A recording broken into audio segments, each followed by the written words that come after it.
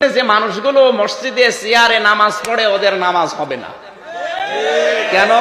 চেয়ারে নামাজ পড়লে ক্ষতি হয় দুইটা।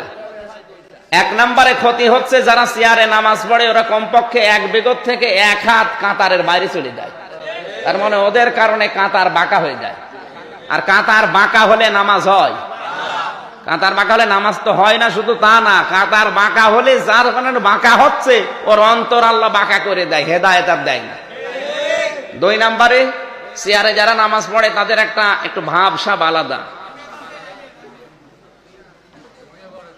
অথচ নামাজের নিয়মে আল্লাহ দিয়েছেন যে মানুষ যেন অন্তত আমার কাছে ছোট হয়, ও যে গোলাম এটা যেন প্রকাশ পায় যে ও আমার গোলাম। আর আপনি না চেয়ারম্যানের মতো চেয়ারে নামাজ পড়ছেন, মনে হচ্ছে যে ও মস্তান। না, এটা আল্লাহ দেখতে চায় না ভাই।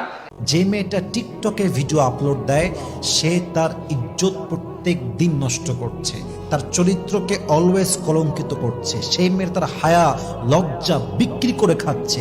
যেই মেয়েটা টিকটকে ভিডিও আপলোড দেয় দেহ দেখিয়ে, এটা জাস্ট লাইক জুয়া খেলার মতো। এই মেয়েটা জাস্ট কয়েকটা কমেন্ট, লাইক আর ভিউ পাওয়ার জন্য নিজের ইজ্জতকে বিক্রি করতে, সতীত্বকে বিলীন করতে, চরিত্রকে কলঙ্কিত করতে একটা মুহূর্তের জন্য ভাবছে না। ঠিক কিনা বলেন? এই রিলস আর টিকটকের ভিডিওতে আসক্ত হবেন না। আপনি যত আড়াল থাকবেন তত বেশি আপনাকে ভালোবাসবে একজন। তিনি কে?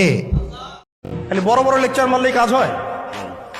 আমরা যে বিগত 50 বছরে বাংলাদেশে কি একটা ক্ষেপণাস্ত্র আছে? বা কেউ যদি এই দেশটার উপর একটা পারমাণবিক বোমা ফেলে আমরা কি আকাশে আটকাইতে পারবো? আকাশ প্রতিরক্ষা ব্যবস্থা আছে? কোথায় আগায় গেছে? তোমরা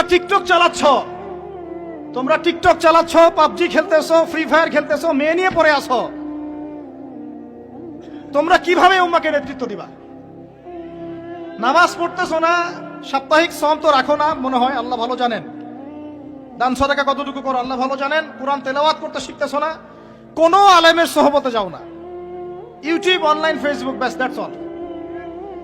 ইউটিউব, অনলাইন, ফেসবুক হচ্ছে একটা ফিতনার জগৎ। আপনি বলতে পারেন যে আমার লেকচারও তো যায়, অনেক বড় বড় আলেমদের লেকচারও যায়। সব মেনে নিয়েই বলছে এটা ফিতনার জগৎ। সব মেনে নিলাম, আপনার কথা মেনে নিয়েই বলতেছে ফিতনার জগৎ।